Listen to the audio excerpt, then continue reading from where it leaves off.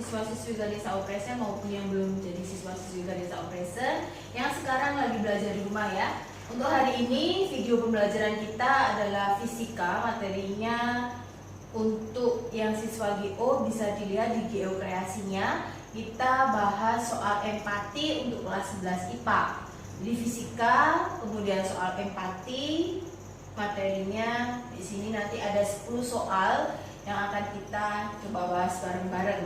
Untuk yang pertama, nah seperti ini ya soalnya untuk di geokreasi adik-adik. Sebuah mesin Carnot dengan reservoir suhu tinggi berarti T1 nya, reservoir suhu tingginya diketahui 640 Kelvin.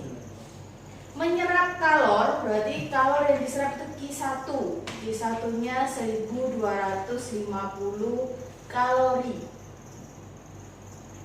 Dengan efisiensi, berarti di sini efisiensi mula-mulanya adalah 20% alias 0,2 seperti ini ya.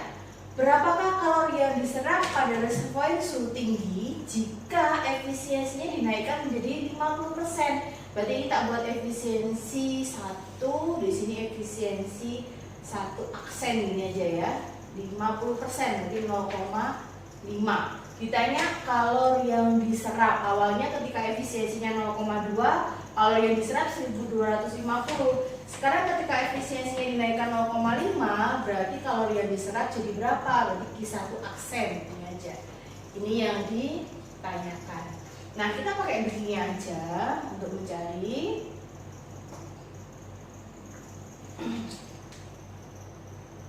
Untuk dekinya kita bisa cari dari rumus aslinya dipakai buat T1 aksen min. T1 aksen sama dengan 1 min efisiensi awal, 1 min efisiensi akhir ini ya, dikali suhu tinggi mula-mula. Berhubung suhu sama kalor itu berbanding lurus, berarti ini bisa juga dibuat nyari kalor. Kalor yang diserap Q1 aksen itu sama dengan 1 min efisiensi tinggi awal, 1 min efisiensi tinggi akhir dikali Q serap mula-mula. Jadi di sini di mesin Carnot suhu sama kalor berbanding lurus, maka T-nya rumusnya bisa kita pakai buat nyari I. Sekarang kita coba kerjakan ya. Kita pakai dekinya aja. Jadi Q1 aksen sama dengan 1 min efisiensi mula-mulanya berapa? 0,2. Kemudian berubah menjadi 0,5 ya, berarti 1 min 0,5 dikalikan Q serap mula-mulanya 1250. 1 dikurangi 0,2 berarti 0,8. 1 dikurangi 0,5 berarti tetap 0,5 dikali 1250. Nanti di sini hasilnya adalah 2000 kalori. Maka untuk nomor 1 jawaban yang benar itu adalah yang B. Nilainya 2000 kalori. Silahkan diperhatikan dulu. Sekarang kita lanjut untuk soal yang nomor 2.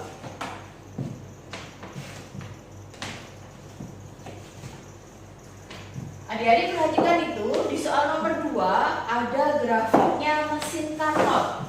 Pada grafik mesin Carnot di sini ada nilai Q1 ya. Ini ada Q1 masuk ke dalam siklus. Kemudian ini adalah T1-nya senilai 800 Kelvin. Kemudian di sini ada suhu rendahnya T2 senilai 500 Kelvin. Kemudian di sini ada kalori yang dibuang dari sistem yaitu Q2. Yang ditanyakan adalah jika kalori yang dilepas ke lingkungan itu 3000 Joule, berarti yang dilepas itu Q2-nya. Diketahui Q2-nya 3000 Joule. Yang ditanya berapa kalori yang diserap? Suhu tingginya kan 800 Kelvin, suhu rendahnya 500 Kelvin. Ditanya Q1-nya atau Q serap. Tadi Seperti nomor 1, Kak Ika bilang bahwa kalor itu sebanding dengan suhu. Maka di sini kita bisa tulis persamaannya. Q1 per Q2 sama dengan T1 per T2. Berarti kalau ditanya Q1, langsung aja T1-nya masukkan di sini 800, T2-nya 500 ya, dikalikan sama Q2. Q2-nya adalah 3000. Nah, di sini bisa disederhanakan dapat 6 ya. 8 kali 6 berarti kalori yang diserap di siklus tersebut adalah 8 kali 6, 4800 Joule. Berarti kita dapat hasilnya C. Jawabannya adalah C untuk nomor 2. Disimpulkan ya cara ngerjain, di mana kalor sama suhu itu berbanding lurus.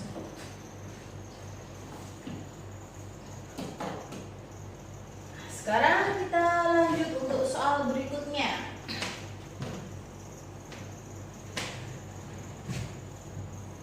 Untuk soal berikutnya nomor 3. Nah, sifat umum dari gelombang adalah sebagai berikut. Tidak dapat merambat dalam ruang hampa. Yang kedua adalah merambat dengan lurus dalam medium yang berbeda.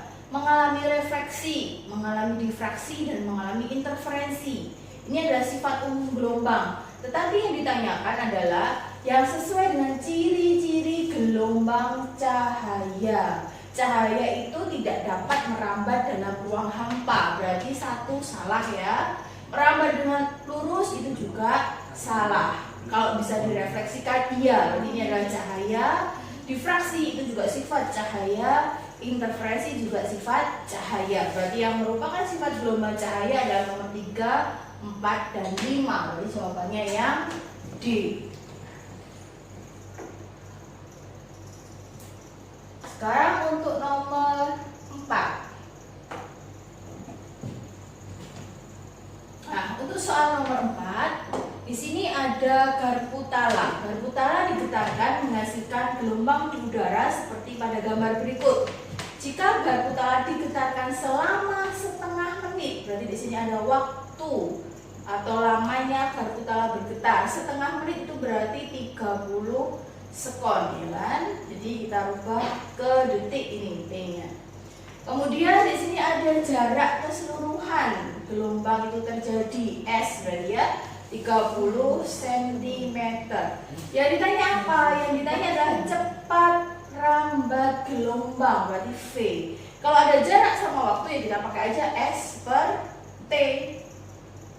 Kalau misalkan nanti adanya panjang gelombang ya berarti kita bisa pakai rumusnya V itu lambda dibagi periode. Nah, berhubung di sini yang ada S sama T, kita pakailah yang rumus awal aja, dimana cepat rambat itu sama dengan jarak 30 cm dibagi dengan waktunya 30 sekon. Berarti cepat rambat getaran pada garpu tala itu 1 cm per sekon. Maka jawabannya yang C ya. Berarti untuk nomor 4 option jawabannya C. Kita pakai rumusnya V sama dengan S per T. Lanjut untuk nomor berikutnya. Yang nomor 5.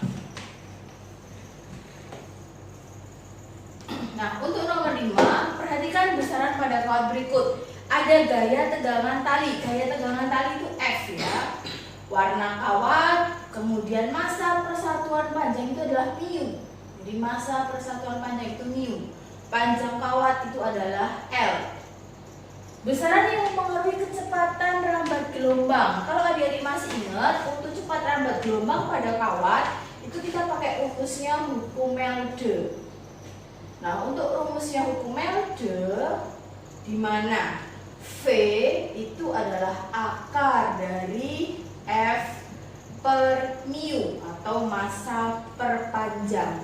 Otomatis gaya tegangan dan massa per panjang itu mempengaruhi cepat rambat gelombang pada kawat. Sekarang untuk yang selanjutnya, panjang kawat ini kalau dijabarkan ya, mu itu kan massa perpanjang, berarti M per L. Maka rumusnya nanti berubah jadi V sama dengan akar F per M per L. Maka di sini panjang juga mempengaruhi cepat rambat gelombang pada kawat. Jadi di sini ada L-nya. Berarti ini juga betul. Yang salah hanya di warna kawat. Warna kawat tidak mempengaruhi cepat rambat gelombang. Jadi untuk nomor 5 jawabannya adalah 1, 3, dan 4. Berarti jawabannya yang C. Oke, silakan diperhatikan dulu. Sekarang kita lanjut ke soal berikutnya, soal nomor 6. Nah, di sini ada gelombang. Kalian disuruh nyari persamaan mana yang tepat untuk soal nomor 6. Dari gambarnya ini aja sebenarnya kita bisa dapat yang pertama ini adalah amplitudo. Jadi amplitudonya 0,5 meter. Kemudian satu gelombang itu kan sekian. Ini satu gelombang. Kalian lihat untuk satu gelombang ini ternyata jarak tempuhnya adalah 4 meter. Berarti di situ sudah ada lambda. Lambdanya 4 meter. Kemudian nih, jika periode gelombang berarti T ya, periode 2 skot. Di situ yang diminta adalah persamaan simpangan. Kalau masih ingat, persamaan simpangan itu adalah Y sama dengan plus minus A sin ya kan, omega T plus minus KX. Ini adalah persamaannya simpangan. Sekarang kita cari dulu. Plus minus di sini berarti kita lihat gelombangnya dari atas atau bawah. Berhubung di sini gelombangnya dari atas, berarti amplitudonya positif. Berarti persamaannya Y sama dengan plus A sin omega T kita bisa rubah menjadi 2 pi per periode dikali T. Ini ya, omega itu kan 2 pi per periode. Nah, plus minus. Nah, arah rambatnya kemana? Arah rambatnya ke kanan. Berarti di sini tandanya negatif. K itu adalah 2 pi per lambda dikali X. Sehingga persamaannya seperti ini. Nah, kalian tinggal masukkan aja. Tadi kan periodenya udah ada, lambdanya juga udah ada. Berarti di sini Y sama dengan plus amplitudonya 0,5 sin. Di sini ada pi, berarti kita keluarkan aja pi-nya. Nah, berarti di sini tinggal 2 per periodenya juga 2 dikali T min 2 per lambdanya tadi adalah 4 dikali X. Maka persamaannya menjadi 0,5 sin pi 2 per 2 berarti 1 ya, 2 per 4 berarti 0,5 X. Berarti mana jawaban yang benar? 0,5 nya plus. Oh, ini 0,5 semua. Sin 2 pi 2 pi 2 pi. Karena di sini kita pakainya pi, berarti di sini cari yang pi. Kalau nggak pi ya C. T-nya di sini depannya variabelnya 1, X-nya 0,5. Berarti yang benarnya B. Jadi di sini Y sama dengan 0,5 sin pi dalam kurung T min 0,5 X. Berarti untuk soal nomor 6 jawabannya adalah B. Nah, sekarang lanjut untuk soal nomor 7.